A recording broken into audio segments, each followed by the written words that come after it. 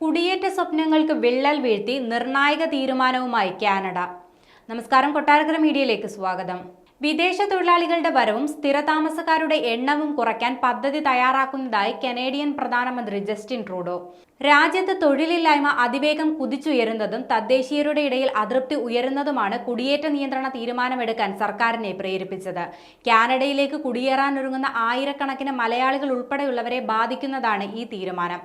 Canadian പൗരന്മാർ നിലവിൽ ജോലി കണ്ടെത്താൻ വിഷമിക്കുകയാണെന്നും അതുകൊണ്ട് തന്നെ വിദേശ തൊഴിലാളികളുടെ വരവ് നിയന്ത്രിക്കേണ്ടത് അനിവാര്യമാണെന്നും ട്രൂഡോ വ്യക്തമാക്കി. ഫെഡറൽ സ്റ്റാറ്റിസ്റ്റിക്സിന്റെ കണക്കുപ്രകാരം കാനഡയുടെ കഴിഞ്ഞ വർഷത്തെ ജനസംഖ്യാ വർധനയുടെ 97% കുടിയേറ്റം മൂലമായിരുന്നു. കുടിയേറ്റക്കാർക്ക് അനുകൂല നയമായിരുന്നു ജസ്റ്റിൻ ട്രൂഡോ സർക്കാർ ഇതുവരെ തുടർന്നിരുന്നത്. എന്നാൽ ഭവന ലഭ്യത കുറഞ്ഞതിനോടൊപ്പം തൊഴിലില്ലായ്മ കൂടി ഉയർന്നതോടെയാണ് നയം മാറ്റാൻ ട്രൂഡോ നിർബന്ധിതനായത്.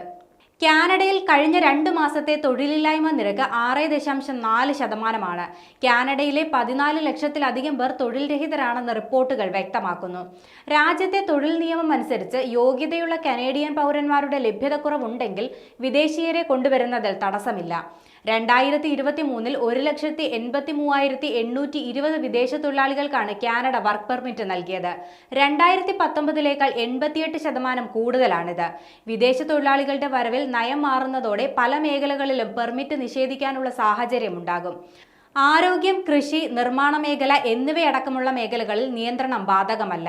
തൊഴിലില്ലായ്മ നിരക്ക് 6% കൂടുതലുള്ള മേഖലകളും വിദേശീയ തൊഴിലാളികൾക്കായി തുറന്നുകൊടുക്കില്ല. സെപ്റ്റംബർ 26 മുതൽ പുതിയ മാറ്റങ്ങൾ പ്രാബല്യത്തിൽ വരുമെന്നാണ് റിപ്പോർട്ടുകൾ വ്യക്തമാക്കുന്നത്.